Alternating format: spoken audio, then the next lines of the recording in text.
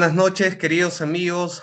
Bienvenidos a su programa dominical La Voz Pública, que se transmite a través del Facebook Círculo de Arbitraje con el Estado. Les saluda Jorge Abel y un gusto estar acá conversando. Vamos a conversar con el doctor Alejandro Moscol, quien es especialista en arbitraje y ha desarrollado mucho trabajo en Indecopi sobre el arbitraje de consumo.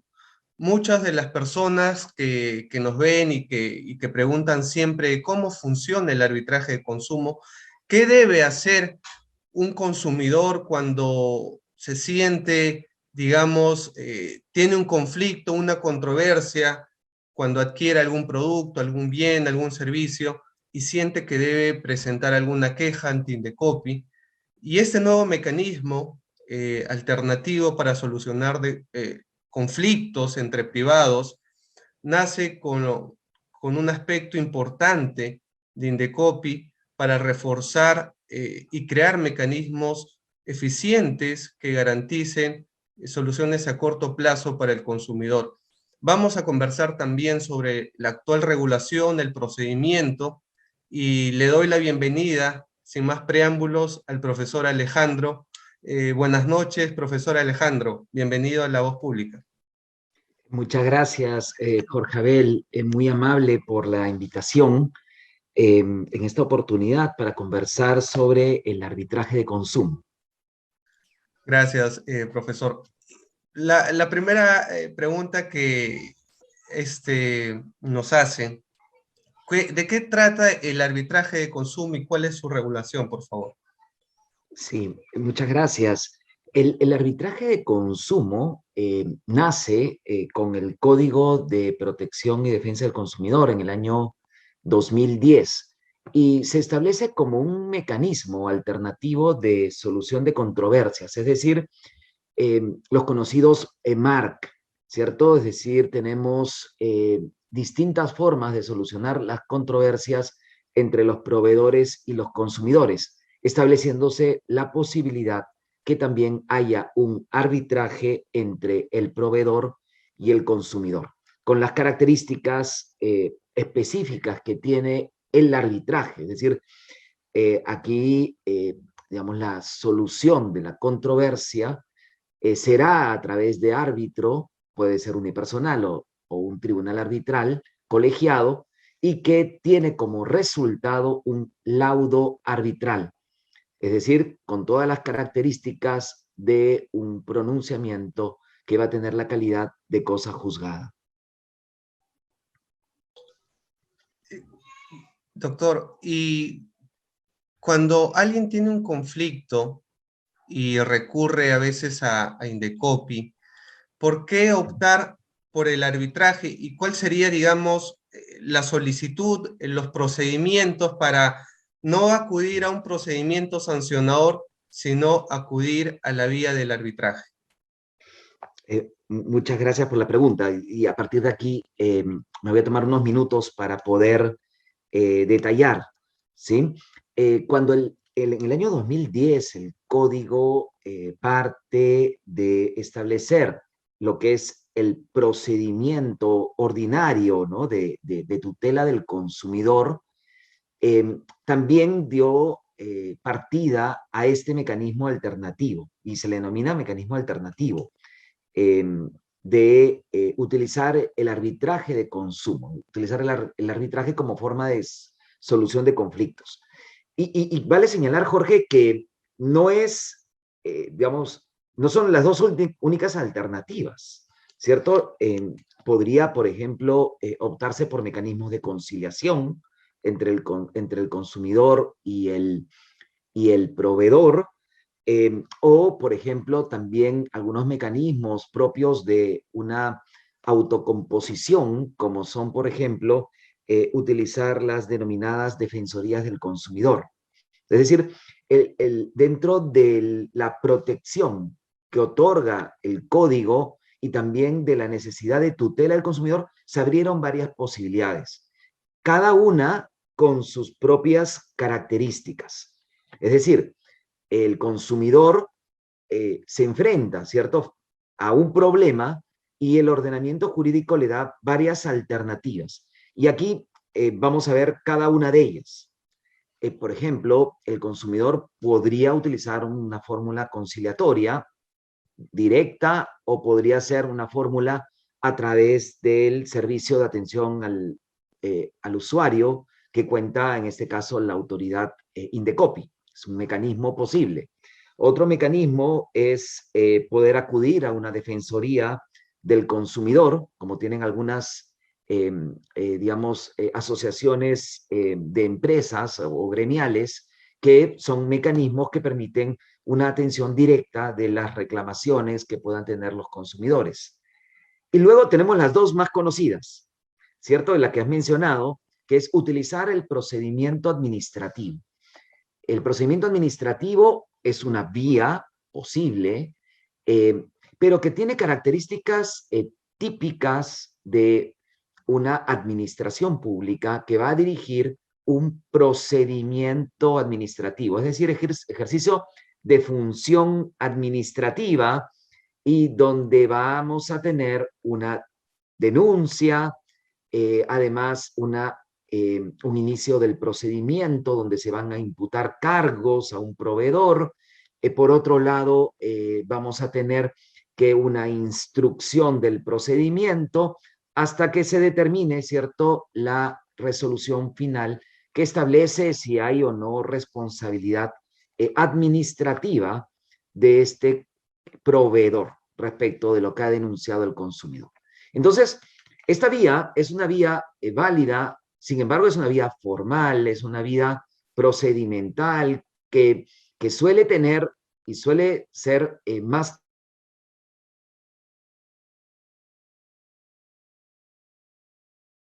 pruebas y además el pronunciamiento de la autoridad podría ser recurrido, es decir, podría apelarse, por ejemplo, si es emitido por la primera instancia, es el órgano sumarísimo de protección del consumidor, podría ser impugnado en segunda instancia ante la comisión y luego podría ir a un proceso contencioso administrativo. Es decir, la vía administrativa no agota, sino que podría continuar con un proceso contencioso administrativo que además tiene dos instancias más casación, es decir, un proceso largo y tedioso para un consumidor. La otra alternativa es que se inicie en la primera instancia, sea la comisión, la segunda instancia sea la sala y luego nuevamente en el procedimiento clásico, si lo llamamos así, de tutela, ¿cierto? Tres etapas más, dos instancias más casación. Entonces, para un consumidor eso podría ser bastante desgastante porque podría ser que el proveedor es el que lleve el caso a un contencioso administrativo. Entonces, allí aparece una vía alternativa, que es el arbitraje de consumo. Y el arbitraje de consumo tiene la ventaja de que frente a lo que es el procedimiento administrativo, en el arbitraje de consumo tenemos un pronunciamiento que será, digamos, se denomina laudo arbitral y que concluye, ¿cierto? Es decir, constituye cosa juzgada con todas sus características, digamos, irrevisable, final, inmodificable, ¿no? O inmutable, como se le conoce a la cosa juzgada. Y entonces, claro, ya no es posible que haya una revisión judicial en este caso, ¿no? Salvo la revisión judicial del laudo, que ya sería, digamos, un tema más complejo. Pero en principio, digamos, constituye una cosa juzgada. Ahora, claro, ¿qué es lo que se genera a partir del año 2019? Es cómo generar incentivos para que los consumidores y los proveedores se acojan al arbitraje de consumo. Porque si recordamos, el código es del año 2010 y la modificación, ¿cierto? O lo que sería el refuerzo de lo que es el arbitraje de consumo es a partir del año 2019 con el nuevo reglamento de arbitraje de consumo. Entonces, ahí había que generar incentivos para que los consumidores vean esta opción como viable y también que los proveedores se puedan adherir, es decir, incorporar voluntariamente, y ese es un elemento importante, ¿no? Digamos, voluntariamente a este sistema de arbitraje de consumo.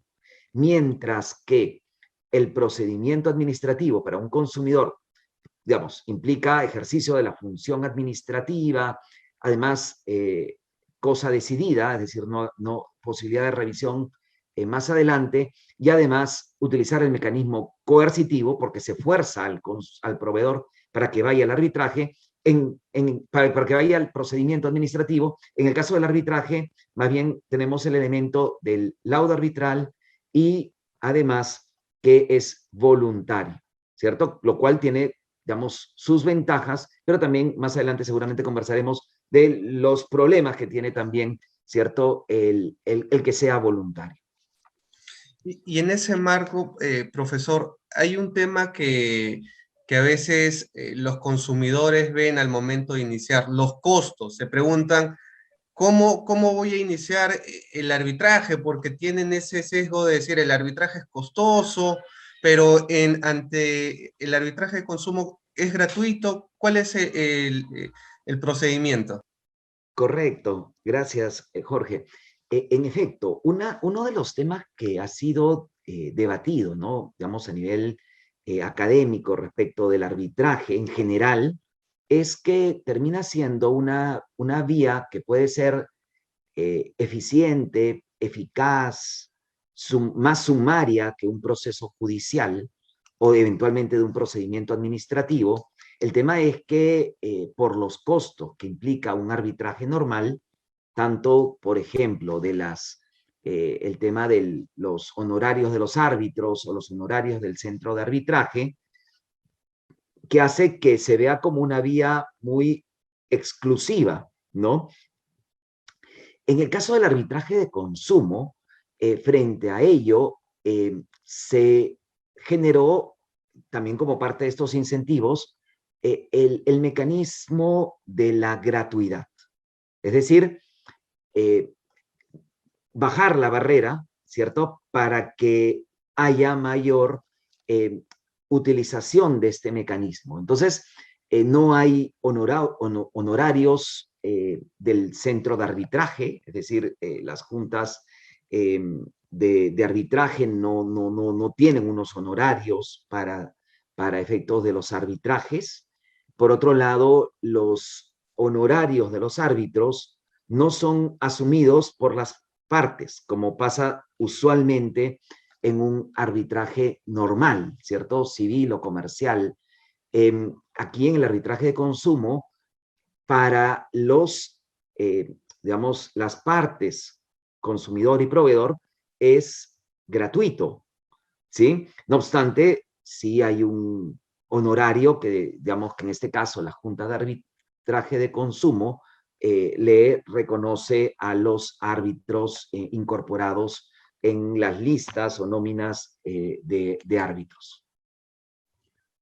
Y en ese sentido, profesor, los consumidores se preguntan, bueno, yo tengo una queja, un reclamo ante tal proveedor, ¿cuánto tiempo me va a demorar en obtener un laudo y solucionar mi problema? Porque cuando uno se va a un procedimiento administrativo, efectivamente, puede haber una multa, una sanción, pero corríjame, el consumidor no ve algún beneficio de esa multa o si recibe el pago de alguna indemnización yéndose a la vía del procedimiento administrativo y no al arbitraje.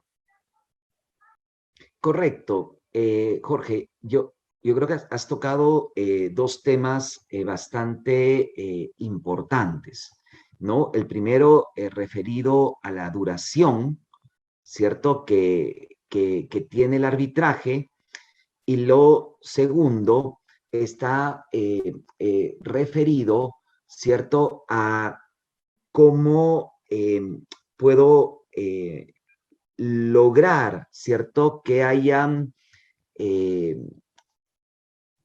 proveedores que se sometan al arbitraje de consumo, ¿no? Entonces, ahí, en cuanto a la primera pregunta, lo que vamos a ver es que el arbitraje de consumo está pensado fundamentalmente para que sea lo más breve posible. Es decir, los árbitros o el árbitro único tiene un plazo de 45 días hábiles para laudar. Es un plazo bastante corto. Eh, y claro, frente a lo que puede ser el procedimiento administrativo, ¿no? Donde los plazos suelen ser más largos por instancia y además sumamos dos instancias y sumamos el que puede también continuar en un contencioso administrativo. La ventaja del arbitraje consumo es que tenemos un plazo, es un proceso más sumario, puede ser hasta de 45 días hábiles y además que la resolución, laudo final es definitivo, con lo cual ya no hay posibilidad que pueda plantearse, ¿no? Como en el otro caso, un contencioso administrativo. Esa es la ventaja. Y lo segundo que mencionabas está referido claro, ya es cómo y qué haría que alguien o que un proveedor se adhiera al arbitraje de consumo, ¿no? Y ahí tenemos varias posibilidades, Jorge, ¿no? La primera es que los proveedores se incorporen a una lista de proveedores adheridos, ¿sí? Esta es una lista que además es una lista que le da un renombre, ¿no? Es decir, es un proveedor que ha aceptado ya incorporarse en la junta, perdón, incorporarse como a la lista de proveedores adheridos. Entonces, puede utilizar, ¿cierto?, el mecanismo del sistema de arbitraje de consumo. Y significa que todo consumidor que entre en una controversia con este proveedor se puede someter al arbitraje de consumo.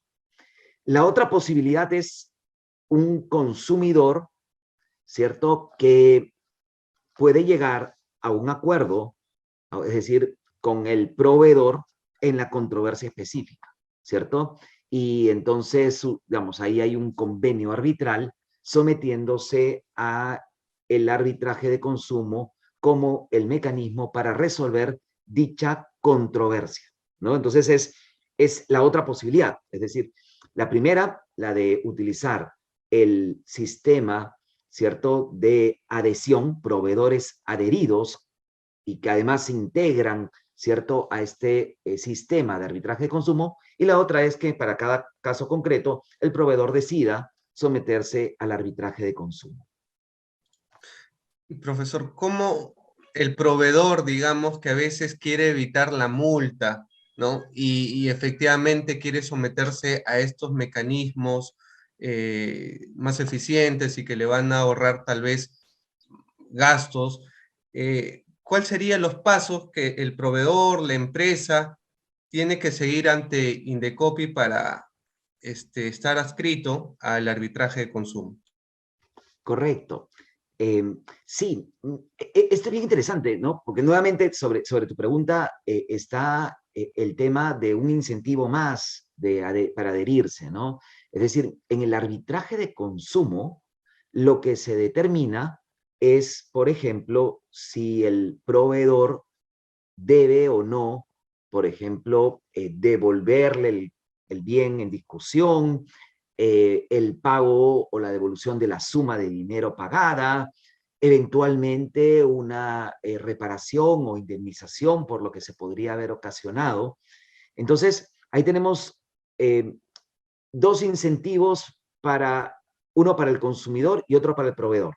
Para el proveedor es que no se determina responsabilidad administrativa que termine en una multa, ¿no? Entonces, el proveedor no va a ser sancionado con una multa porque los árbitros no están ejerciendo allí una función, ¿cierto?, administrativa como sí lo hacen las comisiones, determinando la imposición de una multa administrativa.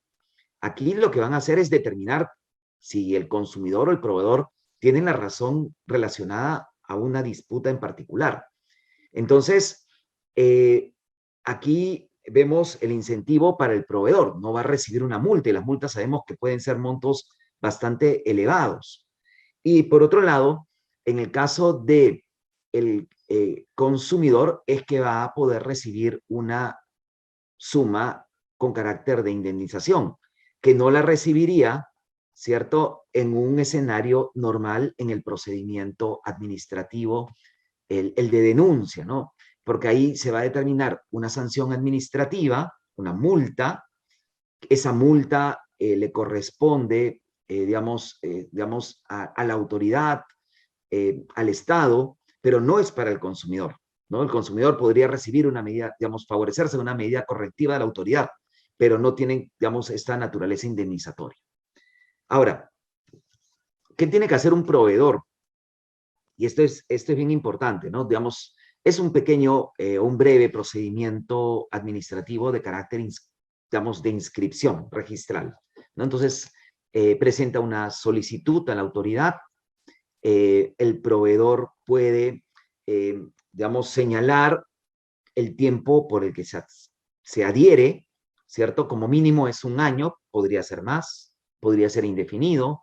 En cualquier momento más adelante podría decidir también ya no estar adherido, retirarse de dicha adhesión. Y además, algo que fue muy importante en el año 2019, era un tema que es, a nivel académico, es bien interesante, ¿no? Por las discusiones que lleva. El primero es que se implementó la denominada adhesión limitada. Es decir, cómo generar más incentivos para que los proveedores decidan someter una controversia a arbitraje de consumo, es decir, incorporarse, adherirse. Y entonces se implementó la primera, es decir, la adhesión limitada por la materia. Por ejemplo, puedo adherirme para determinados productos o determinados servicios. Es decir, puedo ser un proveedor y digo, comercializo distintos servicios, pero solo quiero adherirme a este en particular, ¿sí? Y entonces, a la venta de este producto en particular, por ejemplo, digamos, decide adherirse a un servicio, adherirse a un producto, línea blanca, por decirlo, textiles, digamos, servicios de mantenimiento, lo que fuere, que decida someterse el proveedor. ¿Esto en qué favorecía?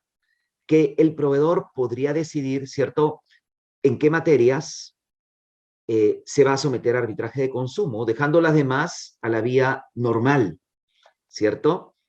Y la otra alternativa, que era bastante interesante, es la de utilizar la limitación en cuanto al monto indemnizatorio. Porque ¿cuál era el temor que puede tener, o cuál es el temor que puede tener cualquier proveedor?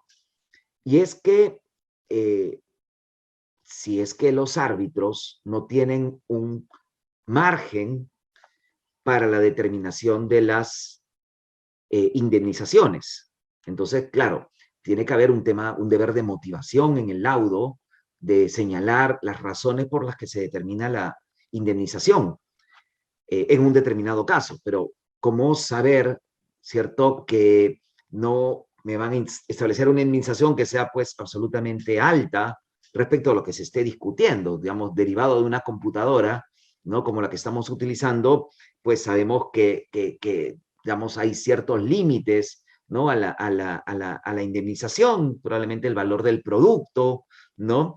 Entonces, esta era una preocupación clara de los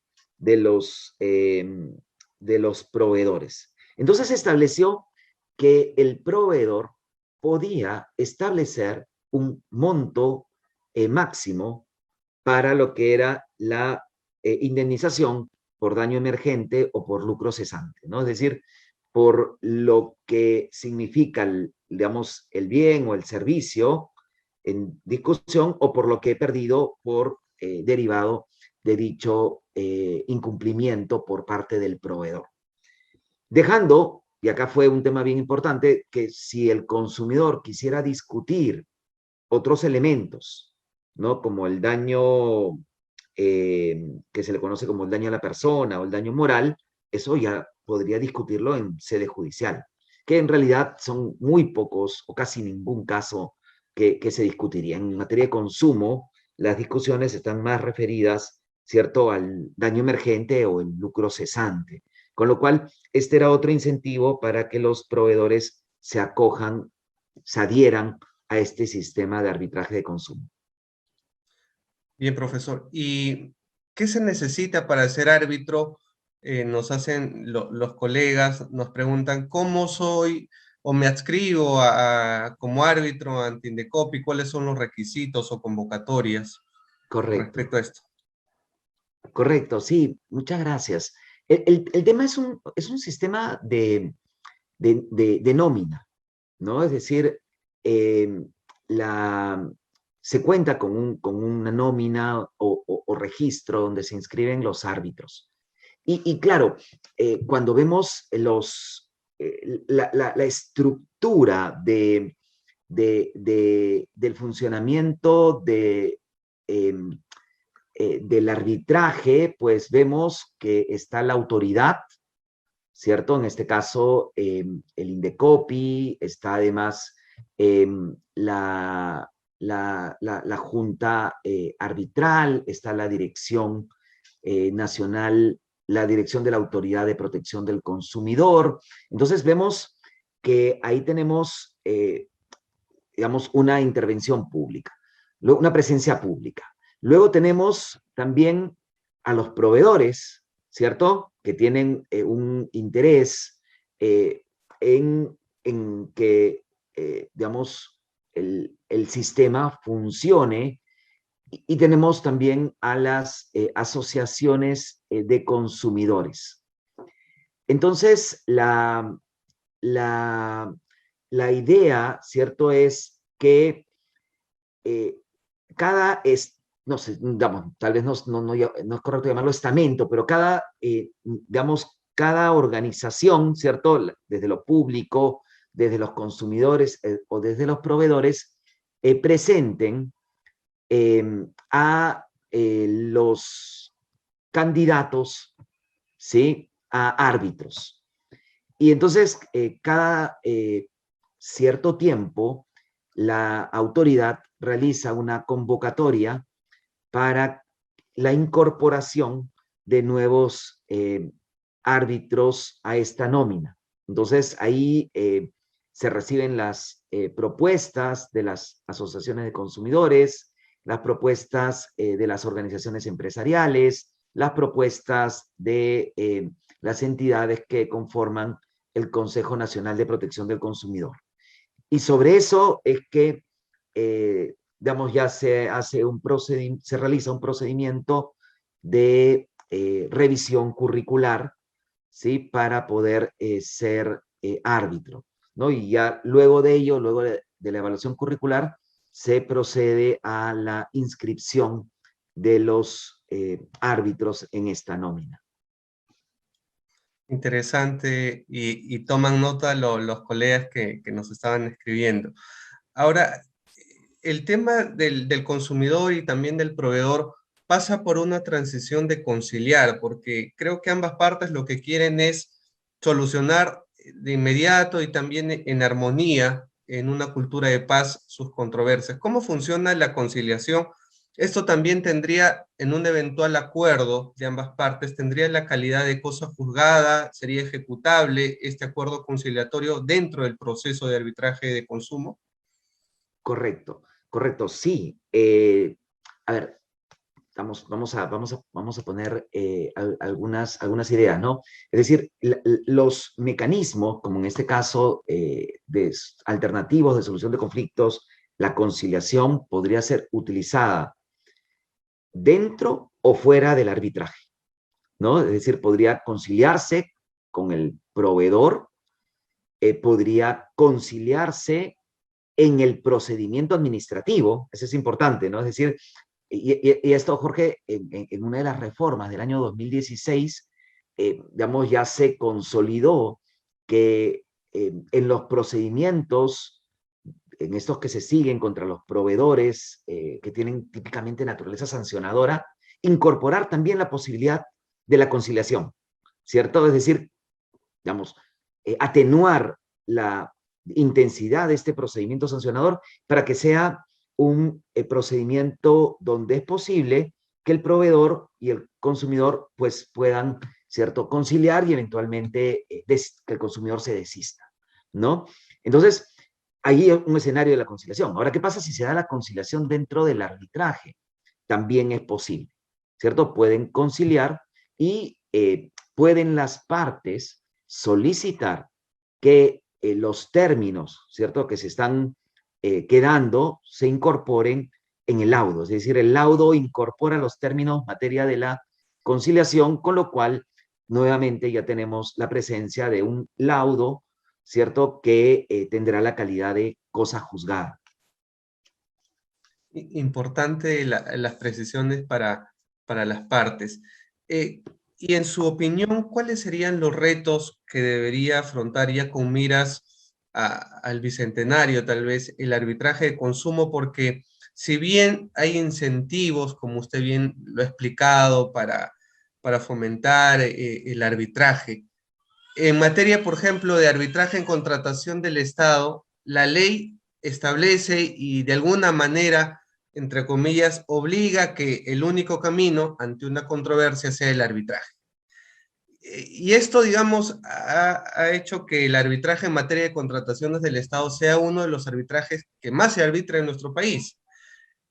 Indecopi podría seguir, digamos, ese ejemplo de decir, oye, no quiero sancionar, porque yo entiendo que una de las cargas que tiene Indecopi son los procedimientos administrativos sancionadores, y un poco para acudir a estos mecanismos que estamos conversando el día de hoy, sería importante decirles, hay contratos de adhesión, cuando uno va, compra un televisor, una refrigeradora, ya está en la factura, en su boleta, y cualquier controversia, nos vamos al arbitraje de consumo. ¿Es eso viable?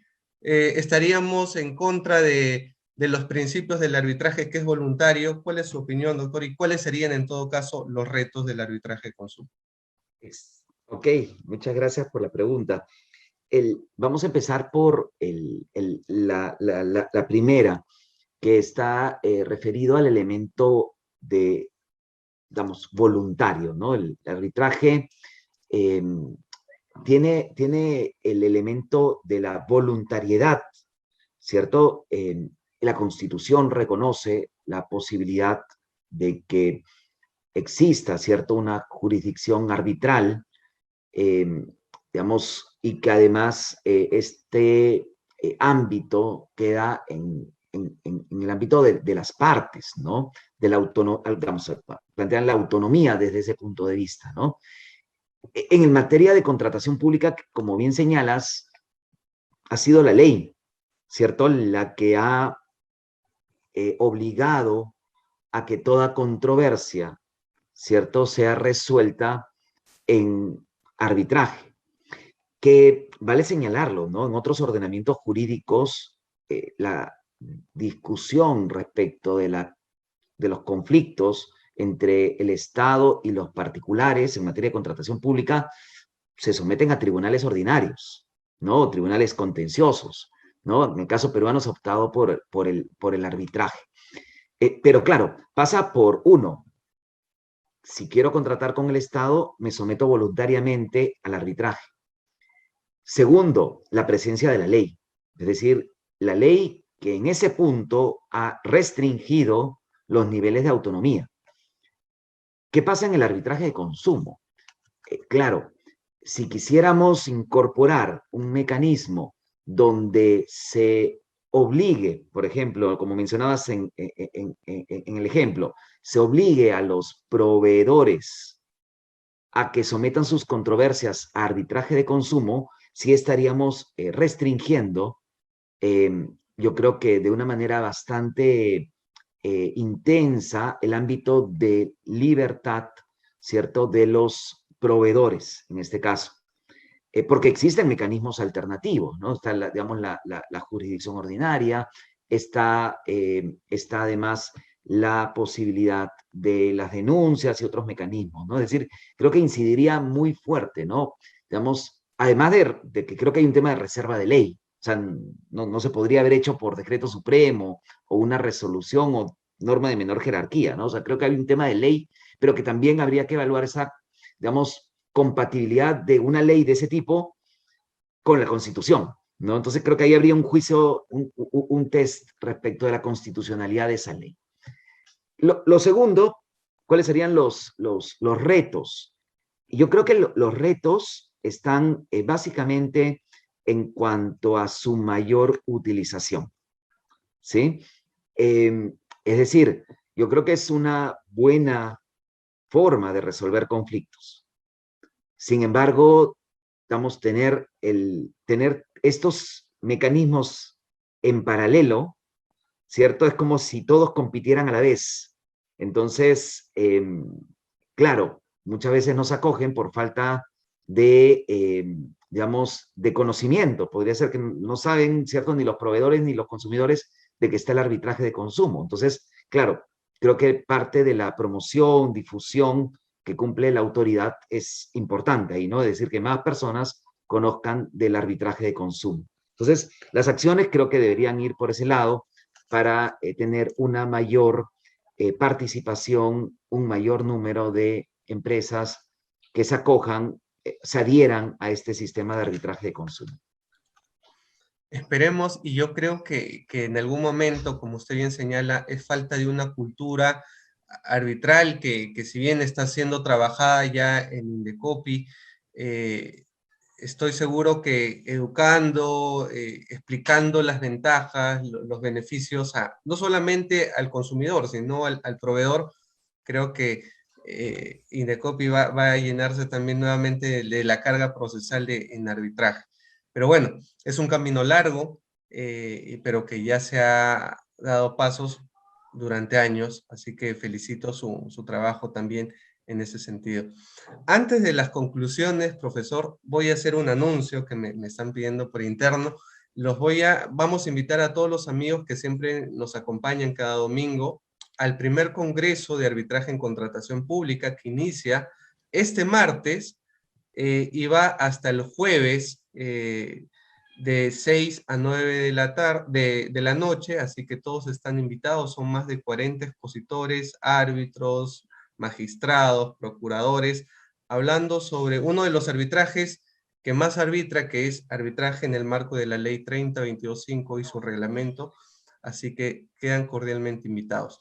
Sin más, profesor, quisiera pedirle las conclusiones para ya cerrar esta grata entrevista que ha sido muy didáctica. Muchas gracias. Muchas gracias. Nuevamente, agradecer la invitación de poder conversar, ¿no? Creo que es importante conversar sobre el arbitraje de consumo, ponerlo como un tema, yo creo que académico, creo que es importante tener e incorporarlo como un tema de discusión, porque creo que hay elementos jurídicos que pueden ser explotados, que pueden ser estudiados. Segundo, creo que el arbitraje de consumo tiene todo el potencial para poder ser una vía para resolver las controversias entre proveedores y los consumidores. Entonces, creo que cuanto más, y lo mencionabas, más se difunda, más se conozca de las ventajas que tiene, entonces se tendrán más consumidores y proveedores que utilicen este sistema. Sí, con eso quiero concluir. Muchas gracias. Muchas gracias, profesor. Un gusto de tenerlo acá en La Voz Pública y a todos los amigos el próximo domingo en una nueva edición. Hasta pronto y cuídense mucho. Gracias, profesor. Muchas Cuídense. gracias. Un gusto. Gracias.